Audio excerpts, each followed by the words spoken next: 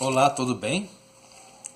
Nesse vídeo eu quero falar sobre os mistérios de Jesus e o Egito. Para quem não sabe, o Egito está muito ligado a Jesus, né?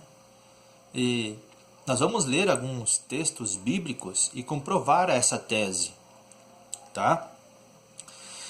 Lá em Gênesis, capítulo 12, e versículo 10 ao 13, nos diz que quando houve fome na terra, Abraão ele desceu ao Egito, né? No Egito havia pão. Isso na época de Abraão. Abraão desceu ao Egito porque havia fome. Então na terra do Egito havia pão.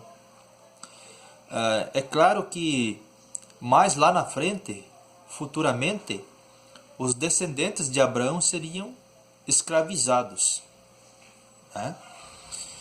Lá em Gênesis capítulo 41 e versículo 51, fala que quando José interpretou os sonhos a Faraó, vieram 7 anos de miséria, fome, né? Mas isso veio depois dos 7 anos de fartura. Quando houve fartura, José lhe armazenou os mantimentos. E quando veio a época da fome, então, toda a terra havia fome, mas porém no Egito havia pão, por causa de José. Então seus familiares descem ao Egito para buscar os mantimentos para não morrer de fome, né? Então o Egito ele tem uma associação a Deus, por mais que foi um inimigo de Deus, mas pela Bíblia é bem visto, né? Não sabemos o porquê exatamente. Vamos ler outro texto de Mateus capítulo 2, versículo 13 ao 20. Nos fala que quando nasceu Jesus, o anjo dá ordem a Maria e José para fugir para o Egito, né?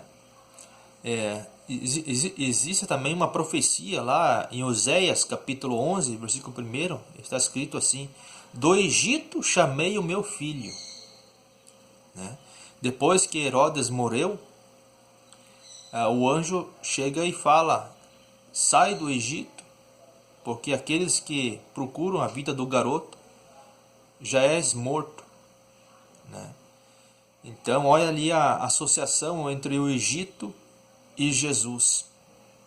Também tem outro texto bíblico lá em Apocalipse, capítulo 11, versículo 8, nos diz assim: Sodoma e Egito, aonde o Senhor fora crucificado. Ora, Jesus, todo mundo sabe que ele foi crucificado em Jerusalém. Mas por que Egito? Por que Sodoma?